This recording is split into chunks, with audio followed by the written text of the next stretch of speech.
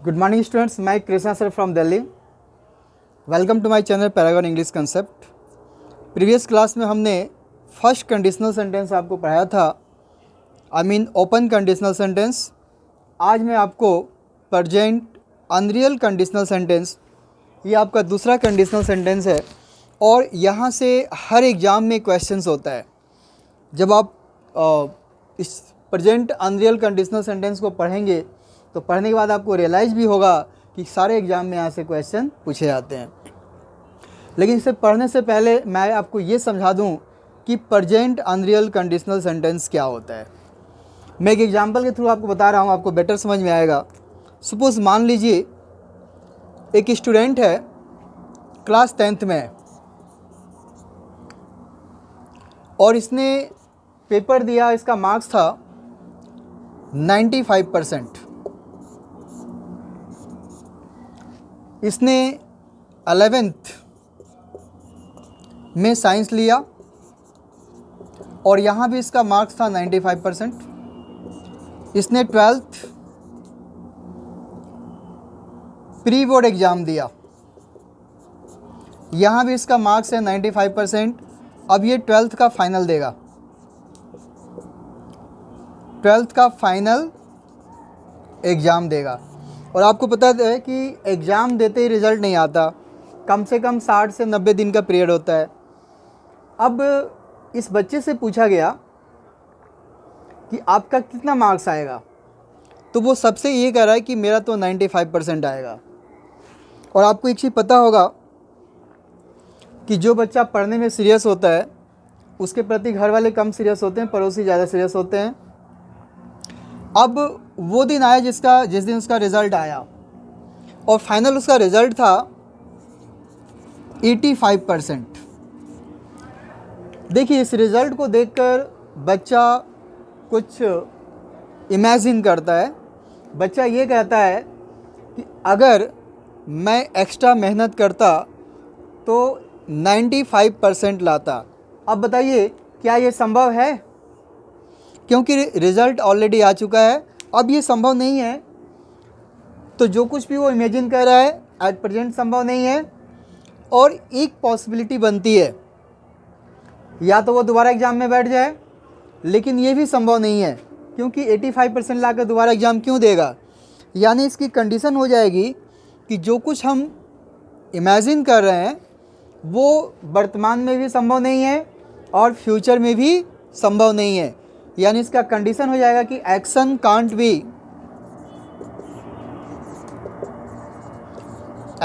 Can't be fulfilled either at present और in future. यानी कोई एक्शन वर्तमान में भी संभव नहीं है और फ्यूचर में भी संभव नहीं है। देखिए, ये रिज़ल्ट आने के बाद इमेजिन किया, एक हल्की सी पॉसिबिलिटी बनती है कि दोबारा एग्ज़ाम दे दो, लेकिन वो 85% लाकर दोबारा पेपर क्यों देगा। यानी जो कुछ वो सोच रहा है वो अभी भी संभव नहीं है और फ्यूचर में भी संभव नहीं है। इसी कंडीशन को कहते हैं प्रेजेंट अनरियल कंडीशनल सेंटेंस। यानी वो इमेजिन तो प्रेजेंट में कर रहा है और जो वो इमेजिन कर रहा है वो अनरियल है क्योंकि ये संभव नहीं है। और कंडीशनल का मतलब है कि हल्की सी एक आशा की किरण है, ऐसा हो सकता है कि जब वो दोबारा एग्ज़ाम दे दे, लेकिन ये संभव नहीं है। This is called present unreal conditional sentence. अब क्वेश्चन है कि जब भी आपके एग्ज़ाम में यहाँ से क्वेश्चन होगा तो उस क्वेश्चन को आप सॉल्व कैसे करेंगे। आपको कुछ नहीं करना है, मैं आपको इसमें 2 क्लॉजेज दूंगा, उन दोनों क्लॉज को बैलेंस करना है। कैसे बैलेंस करना है उसका एक टेक्निक बता देता हूँ। इसमें आपके 2 क्लॉज होंगे, एक आपका इफ़ क्लॉज होगा, एक आपका इफ़ क्लॉज होगा और दूसरा आपका प्रिंसिपल क्लॉज होगा।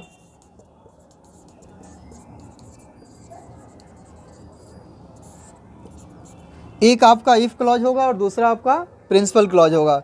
देखिए, आपका जो इफ़ क्लॉज होगा वो पास्ट टेंस में होगा, यानी ये हो जाएगा इफ़ सब्जेक्ट प्लस वर्ब की second form then object plus remaining words. ये हो गया आपका इफ़ क्लॉज। और प्रिंसिपल क्लॉज में क्या होगा कि सब्जेक्ट होगा, उसके बाद विल का सेकेंड फॉर्म, कैन का सेकेंड फॉर्म या मे का सेकेंड फॉर्म,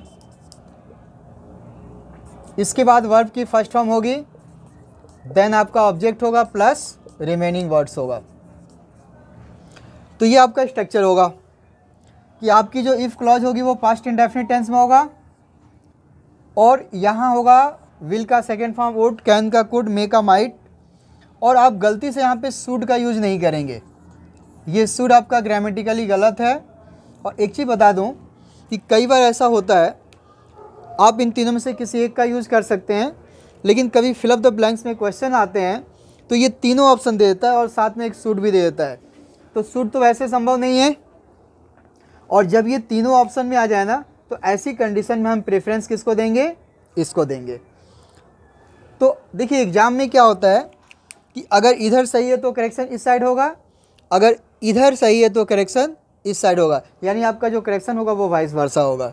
और मैं कुछ एग्जाम्पल के थ्रू आपको समझा रहा हूँ, और कुछ एग्जाम्पल देखते हैं। जैसे अभी हमने आपको एक स्ट्रक्चर दिया था, वो स्ट्रक्चर ये था। मैं थोड़ा सा अगेन लिख देता हूँ ताकि आपको चीज़ें बेटर तरीके से समझ में आए। जैसे हमने इफ़ क्लॉज में क्या बोला था, if plus subject plus verb की second form, then object plus क्या है, रिमेनिंग वर्ड्स। ये इफ़ क्लॉज का पार्ट है। और ये होगा सब्जेक्ट, विल का सेकेंड फॉर्म ओड, कैन का कोड, और मे का माइट। उसके बाद वर्ब की फर्स्ट फॉर्म होगी, then object plus remaining words. अब देखिए मैंने ये बताया था कि आप तीनों में से किसी एक को यूज़ कर सकते हैं, लेकिन कई बार ऐसा होता है कि फिल अप द ब्लैंक से क्वेश्चंस आते हैं और तीनों ऑप्शन होते हैं, तो ऐसी कंडीशन में प्रेफरेंस किसको देंगे, विल का सेकेंड फॉर्म। और आप गलती से यहाँ पे शुड का यूज नहीं करेंगे, ये ग्रामेटिकली आपका गलत होता है। अब मैं एक एग्जांपल दे रहा हूँ, आपको बेटर समझ में आएगा। जैसे बच्चे ने बोला, उस स्टूडेंट ने बोला कि अगर मैं एक्स्ट्रा मेहनत करता तो सेटिस्फैक्ट्री मार्क्स लाता। सेटिस्फैक्ट्री मतलब मैं जो एक्सपेक्ट किया था वो लाता। देखिए क्या बनेगा, इफ़ आई वर्कड हार्ड। देखिए सेकेंड फॉर्म आ गया, I could score satisfactory marks, satisfactory marks. देखिए ये आपका सेकेंड फॉर्म आ गया। अब इसमें से कोई एक यूज़ कर सकते हो, मर्जी आपकी है। लेकिन यही अगर फिल अप द ब्लैंक्स होता, सपोज यहाँ पर अगर ब्लैंक्स दिया, कई बार एसएससी में दिया हुआ है ब्लैंक्स दिया हुआ है, तीनों ऑप्शन दिए हुए हैं, साथ में सूट दिया है, तो सूट तो वैसे भी कैंसिल हो गया। लेकिन जब प्रेफरेंस आएगा तो फिर हम इसे लाइक करेंगे। अगर प्रेफरेंस नहीं है तो तीनों में से जो आपको अच्छा लगे वो यूज़ कर सकते हो। जैसे मैं बोलूँ कि अगर उसके पास समय होता तो वो एग्जीबिशन विजिट करता। देखिए उसके पास समय, ही हैज़ टाइम हो गया। अब ही हैज़ टाइम को जब पास्ट में ले जाएंगे तो क्या होगा, इफ़ ही हैड टाइम हो जाएगा। इफ़ ही हैड टाइम, ये सेकेंड फॉर्म है आपका। He might visit the exhibition, he might visit the exhibition, यानी अगर उसके पास समय होता तो वो एग्जीबिशन विजिट करता। जैसे अगर वो अर्ली निकलते हैं तो ट्रेन पकड़ते हैं, तो क्या होगा, if they left early, if they left early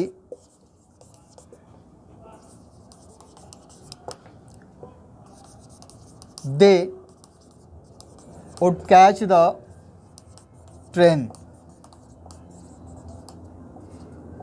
देखिए बहुत सारे एग्जाम्पल है, बहुत सारे क्वेश्चन यहाँ से आते हैं। मैं एक फिल अप द ब्लैंक्स का केस दिखा रहा हूँ, वो देखिए ज़रा। जैसे अभी एक क्वेश्चन आया हुआ था, if he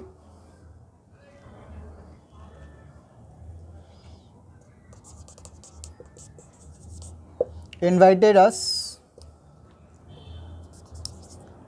we dash attend the reception.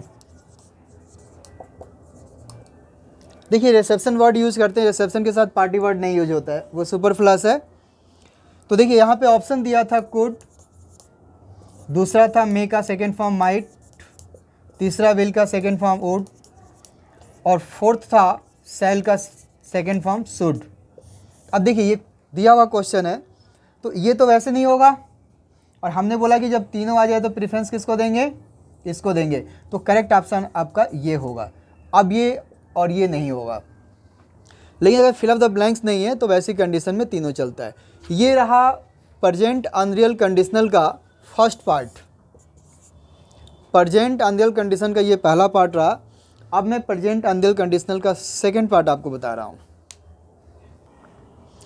अब मैं प्रेजेंट अनरियल कंडीशनल सेंटेंस का सेकंड पार्ट बता रहा हूँ। देखिए सेकंड पार्ट है, जैसे अक्सर लोग कहते हैं कि अगर मैं पक्षी होता तो आसमान में उड़ता। देखिए अगर मैं पक्षी होता इसका मतलब कि ना हूँ और ना फ्यूचर में बनूंगा, इसलिए मैं उड़ूंगा भी नहीं, बट इमेजिनेशन कर सकते हैं। और सबसे बड़ी बात है कि एग्जाम में क्वेश्चन पूछे जाते हैं। अब देखिए होना का मतलब क्या होता है, बी मतलब होना। अब बी का अगर हम सेकेंड फॉर्म देखते हैं तो क्या होगा, इसका V2 क्या होगा, वाज या वर हो जाएगा। तो मेरे कहने का मतलब है कि अगर प्रेजेंट अनरियल कंडीशनल सेंटेंस के अंदर अगर इफ क्लॉज में कोई बी वर्ब आ जाए, तो if there is be verb in if clause, ऐसी हालात में हम क्या करेंगे, हम सबके साथ वर्ड यूज करेंगे, चाहे आपका सब्जेक्ट सिंगुलर हो या प्लुरल हो। यानी मेरे कहने का मतलब ये है कि if there is be verb in if clause, if there is be verb in if clause, we always use verb with all subjects। यानी प्रेजेंट अनरियल कंडीशनल सेंटेंस के अंदर अगर इफ क्लॉज में कोई बी वर्ब आ जाए तो हम सबके साथ क्या यूज करेंगे, वर्ड यूज करेंगे। और principal clause remains the same, principal clause को कुछ नहीं करना है। आपका जो प्रिंसिपल क्लॉज होगा, principal clause remains the same. यानी आपका जो प्रिंसिपल क्लॉज है जैसे वैसे ही रहेगा, बस अगर इफ़ क्लॉज में कोई बी वर्ब आ जाए तो बी का मतलब होता है होना, और बी का जो सेकेंड फॉर्म होता है वाज या वर होता है। तो हम सबके साथ वर्ड यूज़ करेंगे, चाहे आपका सब्जेक्ट सिंगुलर हो या प्लुरल हो, सबके साथ वर्ड यूज़ करेंगे। अब कुछ एग्जाम्पल भी देखते हैं, जैसे मैं आपको एग्जाम्पल दे रहा हूँ। जैसे लिखा हुआ है if I dash be a bird I could fly in the sky.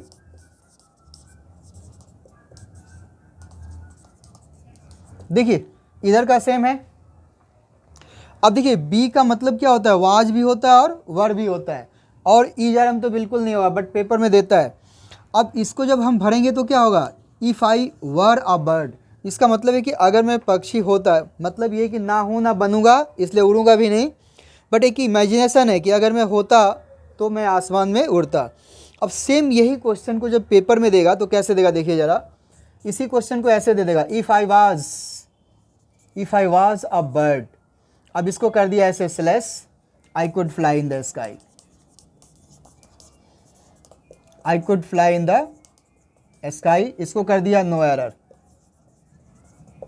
तो देखिए इधर कंडीशन फुलफिल हो रहा है। अब ये वाज दिया हुआ है तो वाज हमें ये जानना होगा किसका फॉर्म है, ये बी का फॉर्म होता है वाज, तो वर भी तो होता है। तो चूंकि ये कंडीशन फुलफिल हो रहा है प्रेजेंट अनरियल का, तो अब यही पार्ट क्या है, गलत है। करेक्शन कब होगा, जब हम वर्ड यूज करेंगे।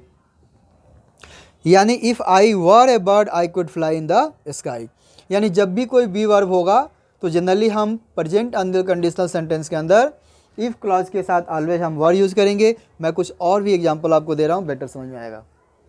एक एग्जांपल और देखते हैं, जैसे if he dash be a doctor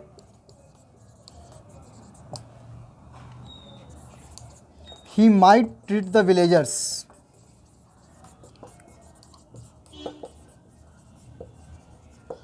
इसका मतलब है कि अगर वो डॉक्टर होता तो गांव वालों का इलाज करता। देखिए इधर कंडीशन फुलफिल हो रहा है। देखिए स्ट्रक्चर को इसलिए हमने ऊपर रखा है कि आपको ये चीज़ें बेटर समझ में आए। कंडीशन फुलफिल हो रहा है। तो अभी हमने क्या बताया था कि बी का यहाँ पर जब भी कोई फॉर्म ही होगा तो क्या लेगा, वाज नहीं लेगा, क्या लेगा, वर्ड लेगा। इसी को जब पेपर में देगा तो डायरेक्ट लिखेगा if he was a doctor he might treat the villagers. ठीक है। अब एक चीज़ यहाँ और समझ लीजिए, यहाँ पे डॉक्टर वर्ड नाउन है और इसके पहले जो हमने एग्जांपल दिया था कि अगर मैं पक्षी होता तो बर्ड भी नाउन था। अब एक क्वेश्चन यहाँ जो है ये आपका जो है सेकंड पार्ट था। अब मैं एक तीसरा पार्ट बता रहा हूँ जहाँ से खूब एग्जाम में क्वेश्चन पूछे जाते हैं। अब एक क्वेश्चन यहाँ से ये बनेगा कि अगर वर्ड के बाद सपोज आपको कोई प्रोनाउन यूज़ करना है तो प्रोनाउन कौन सी केस में होगा, नॉमिनेटिव केस या फिर ऑब्जेक्टिव केस।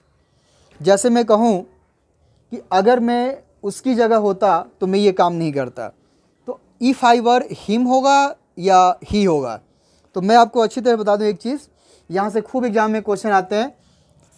ये आपका तीसरा पार्ट है, बहुत यूनिक पार्ट है। हमेशा इस बात को याद रखिएगा कि प्रेजेंट अनरियल कंडीशनल सेंटेंस के अंदर इफ़ क्लॉज के अंदर अगर वर्ड के बाद कोई भी प्रोनाउन आपको यूज़ करना होगा तो वो हमेशा नॉमिनेटिव केस में होगा। हालांकि पेपर में ऑब्जेक्टिव देता है, नॉमिनेटिव करेंगे तो करेक्शन ले लेगा। तो मैं आपको ये तीसरी कंडीशन ये बता देता हूँ कि आफ्टर बी वर्ब, यानी बी में स्पेशली वर्ब होगा, इसमें तो यही होगा और कुछ ले नहीं सकता है। Pronoun is used in nominative case. इसमें जो प्रोनाउन यूज करेंगे वो नॉमिनेटिव केस में होगा। देखिए एनसी का मतलब नॉमिनेटिव केस और ओसी मतलब ऑब्जेक्टिव केस। जैसे आई आपका नॉमिनेटिव है, मी आपका क्या हो गया, ऑब्जेक्टिव। यानी अगर मी दिया है तो हम आई में कन्वर्ट कर देंगे। अगर वी है, अस सब्जेक्टिव होता है, अस दिया है तो वी में कन्वर्ट कर देंगे। और यू का दोनों सेम होता है, nominative and objective both are same. यहाँ पे ही है, इसका ऑब्जेक्टिव आपका हिम है तो हिम का नॉमिनेटिव ही हो जाएगा। हर का यहाँ पर सी हो जाएगा और ये देम का ये आपका दे हो जाएगा। यानी बी के बाद अक्सर हमारे एग्जाम में ऑब्जेक्टिव केस देता है, तो ये ऑब्जेक्टिव केस आपको यूज़ नहीं करना है। ऑलवेज क्या यूज़ करना है, नॉमिनेटिव केस। कुछ बच्चों का ये होता है कि नॉमिनेटिव केस होता क्या है, इसलिए मैंने आपको डिटेल्स में लिख के बता दिया कि कभी भी वर्ड के बाद अगर मी दिया है तो आई में कन्वर्ट हो जाएगा, अस है तो वी हो जाएगा, यू का यू रहेगा, हिम का ही हो जाएगा, हर का सी और देम का दे हो जाएगा। मैं एग्जाम्पल दे रहा हूँ, आपको बेटर समझ में आएगा। जैसे एक सेंटेंस है, if I were him I couldn't do it, I could not do it. देखिए इसका मतलब ये है कि अगर मैं उसकी जगह होता तो मैं ये काम नहीं करता। तो देखिए प्रेजेंट अनरियल का सीन है और वर्ब के बाद हमने बोला था कि प्रोनाउन किस केस में होगा, नॉमिनेटिव होगा। तो ये हिम गलत है, यहाँ पर क्या हो जाएगा, ही हो जाएगा। अगर मैं बोलूँ कि अगर वो मेरी जगह होता तो इस पोस्ट को एक्सेप्ट नहीं करता, if he were me he might not accept this post. तो देखिए वर्ड के बाद मी नहीं होगा, क्या होगा, आई होगा। तो हमने 3 कंडीशन बताया और यहाँ से खूब एग्जाम में क्वेश्चंस आते हैं। आप प्रीवियस एग्जाम का क्वेश्चन पेपर खोल के देखिएगा, आपको बहुत सारे क्वेश्चन मिलेंगे। एक 4th पॉइंट पढ़ाता हूँ जो बहुत आपके लिए इंपॉर्टेंट है। देखिए आपने जहाँ भी वर्ड यूज़ किया है ना, आपने जहाँ भी वर्ड यूज़ किया है, अगर आप चाहो तो मॉडिफाइड फॉर्म में इफ़ को हम वर्ड से रिप्लेस कर सकते हैं और उसका भी मीनिंग यही होगा, मीनिंग में कोई डिफरेंस नहीं होगा। यानी if can be replaced by were, यानी इसमें जहाँ वर यूज़ करते हो ना तो इस वर को इफ़ से रिप्लेस कर सकते हो। यानी इफ़ के पोजीशन पे वर आ जाएगा और सेंटेंस की मीनिंग में कोई डिफरेंस नहीं होगा, मीनिंग एकदम सेम होगा। जैसे हम इसी सेंटेंस को अगर चाहें तो हम ये लिख सकते हैं, were I he I couldn't do it. I couldn't do it. तो इस वर का मतलब होता है इफ़। हम इसको ये लिख सकते हैं were he I he might not accept this post. इसके पहले भी सेंटेंस था कि if I were a bird I could fly in the sky. तो were I a bird I could fly in the sky, उसको भी हम लिख सकते हैं। यानी जितने वर वाले सेंटेंस है हम क्या करेंगे, इफ़ को वर्ड से रिप्लेस कर देंगे और मीनिंग में कोई डिफरेंस नहीं होगा। इस तरह हमने प्रेजेंट अनरियल कंडीशनल सेंटेंस के अंदर 4 पॉइंट्स बताए और ये चारों बहुत यूनिक पॉइंट्स है। आप प्रीवियस एग्जाम के क्वेश्चन पेपर देखेंगे, किसी भी एग्जाम का क्वेश्चन पेपर निकाल के देख लेना, यहाँ से क्वेश्चन आपको मिलेगा ही मिलेगा। फाइनली आप इसे पढ़िएगा, वीडियो को देखिएगा, ठीक है, कंटेंट्स को पढ़िएगा। पढ़ने के बाद से आपके क्वेश्चन भी बहुत ज़्यादा सॉल्व होंगे। Share, like and subscribe paragon English concept. Have a good night.